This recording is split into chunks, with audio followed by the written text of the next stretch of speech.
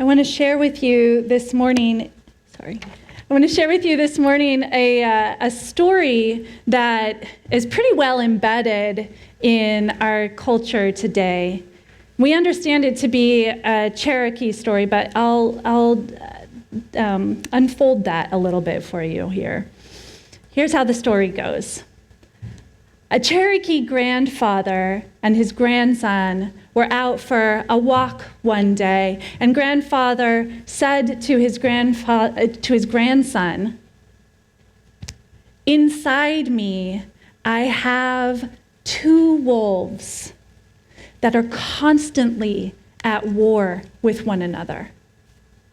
One wolf represents greed and arrogance, anger, ego. The dark wolf. The other, the light wolf, represents my hopefulness, my kindness, my compassion, and empathy." And his grandson looked at him with eyes wide and said, "Which one will win?" And grandfather said, "The one you feed." It's a great story.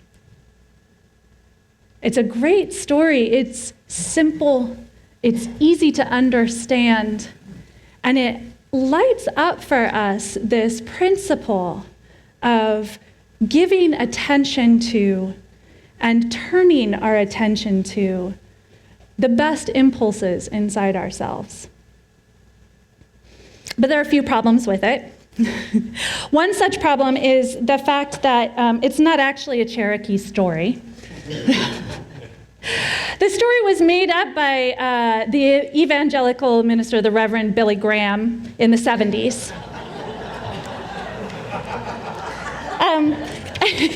And so we can see that, because Billy Graham was operating from a Christian construct of the world, he sort of used this cultural overlay to give his story credence, right? He's basically saying cultures different from our own believe in the same way that we do. You've got to really fight against the evil within you and really just pay attention to the light. So this cultural whitewashing is something that we see that goes on. It's gone on for millennia. This is why we have Christmas on solstice, right? It's why we have Easter on Imbolc. It's this sort of overlaying and misappropriation of a cultural heritage to borrow, to kind of lift up his own message. And I'm not saying that the message is a bad one. I think that there are some really good things to pay attention to in there. But I want to look at the message a little more closely than this even. First of all, I want to look at the metaphor of starvation as a great method for lifting up goodness in ourselves or in our lives. What happens when we starve something? It gets more desperate. Right? It gets more desperate for its own survival. And so the metaphor of starvation inside ourselves is really a metaphor of creating a cruel home for ourselves. Starving the dark wolf doesn't, in fact, make it weaker. It makes it more desperate. That's my point here.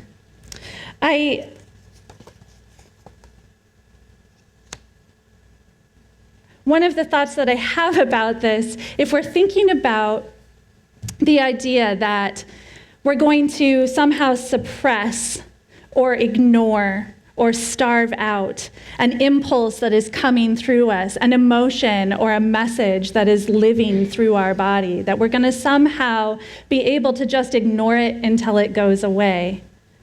Or if you're anything like me, be cruel to it until it goes away. What this leads to is not a growth in our own interior goodness, but something that mimics more like the plot line of the movie Misery. Yeah.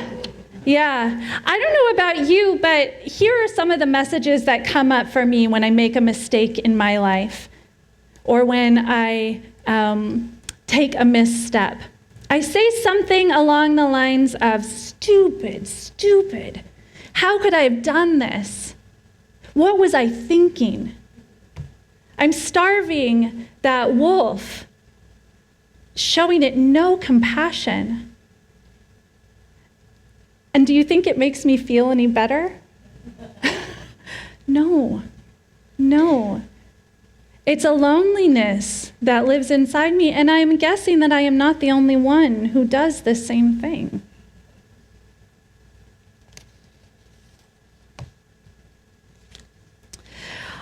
Our dark wolves are impulses that are frightening to us.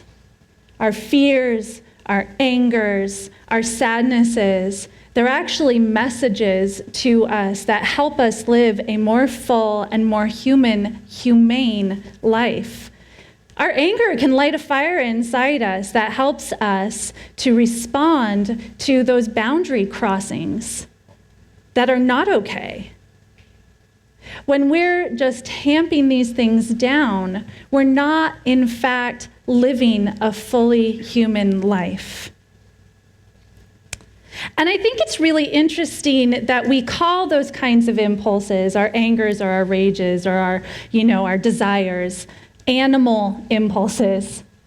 Because as the koi story illustrated for us earlier in the service today, animals also have the impulse towards kindness, altruism, joy, friendliness. Anyone who's lived with a dog knows this. And I'm not saying that there are animals that are only made up of the good impulses, right? That's not the case. And I'm not saying that there are animals that are only made up of the bad impulses. That's not the case either. We all, each of us, every single creature here on this planet, are made up of all of it. And so my call to you is to honor all of it. I think the closest thing we come to dark wolves in our world are those people who have shaky internal structures, right? Those people who are unable to bless themselves, to really look at themselves closely enough, to be able to honor themselves closely enough, that they're constantly standing on shaky ground. And so they're lashing out all the time. Can you think of people like this? I can think of a few. Yeah. And we might call them dark wolves, but really, gosh, if we just fed them a little bit of compassion, what would happen? And I don't think that there's anything as such thing as a light wolf in this world either. You know, people who are only the good things, the Mother Teresas and the Gandhis and the MLKs of the world also had all of those other impulses. They were people who knew themselves well enough to recognize what was happening inside themselves, to honor it, to acknowledge it, to make friends with it. I'm in a CPE program, this chaplaincy program, and my educator, his name is Steve Gomes, he's been telling us to bless ourselves, to learn how to bless ourselves. And so I'm doing this action because he does this action.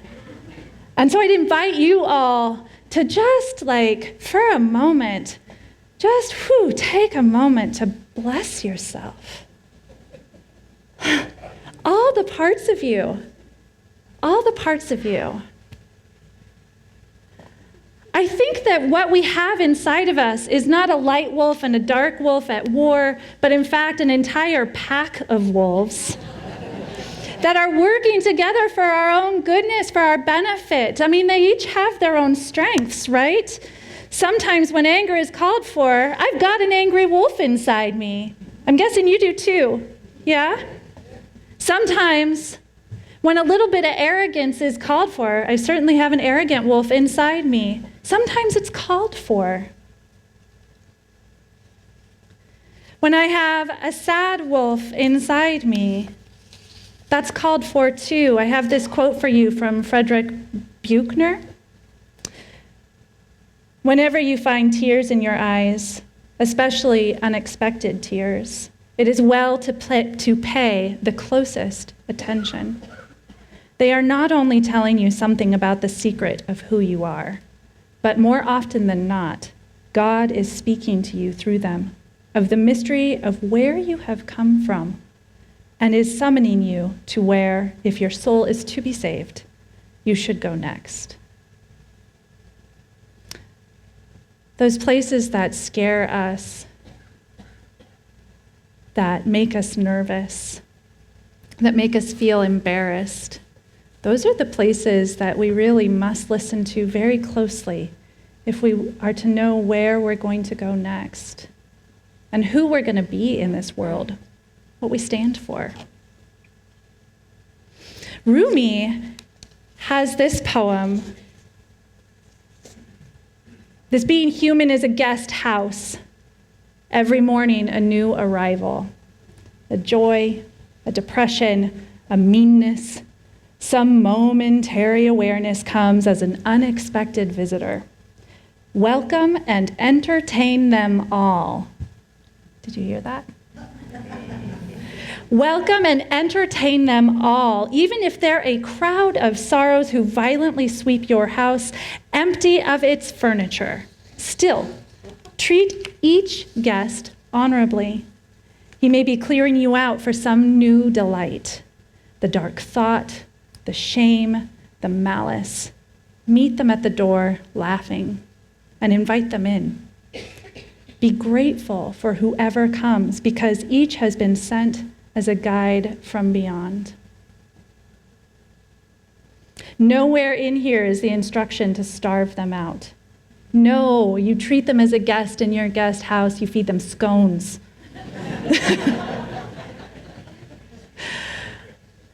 We all have these impulses inside of us.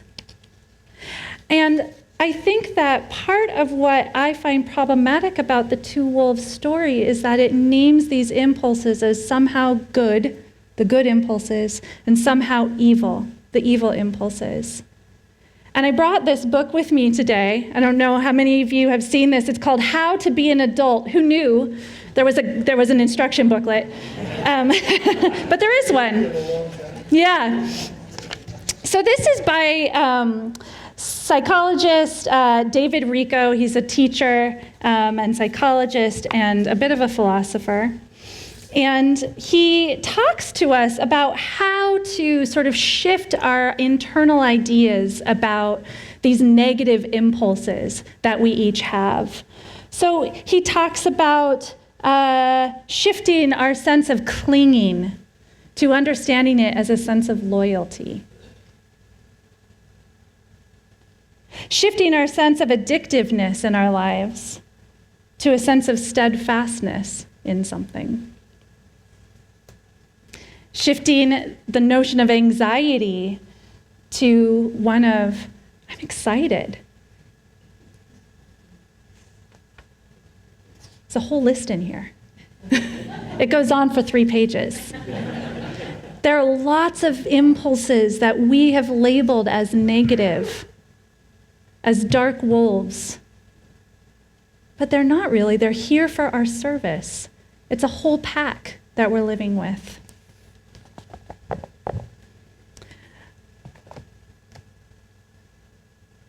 Poet Mary Oliver says, real attention needs empathy. Attention without feeling is just a report. So what happens when we bring our full ecosystem of feeling, our entire pack of feeling, to those things that deserve our attention? One example that I can give to you is the activist Greta Thunberg. Have you seen her? Have you seen her speech? What better use of arrogance and anger and fear than in her talk that she gave to the United Nations? That climate action summit where she stood up there and said, "How dare you?" I cannot imagine a better use of a wolf pack than that. Really. She is powerful stuff. And so are each one of us. I mean, really. So are each one of us. If she had thought to herself, well, I can't disrespect my elders. Or, I'm just one person, I can't possibly say this. She was brash, she was direct, she was honest, and she was effective. She was absolutely beautiful.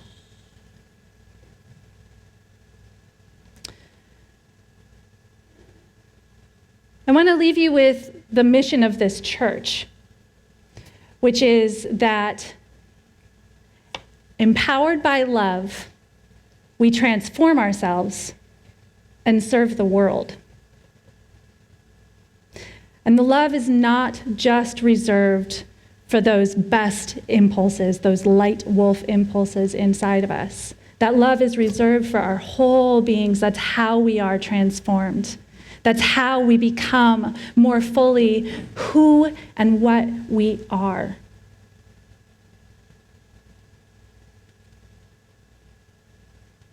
A grandparent and grandchild were sitting on the front porch, watching as the moon rose and the darkness fell.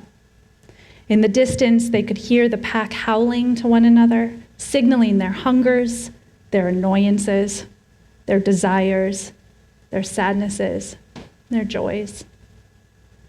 "Isn't it beautiful?" said the child. And so it is. And so are you. Blessed be. Amen.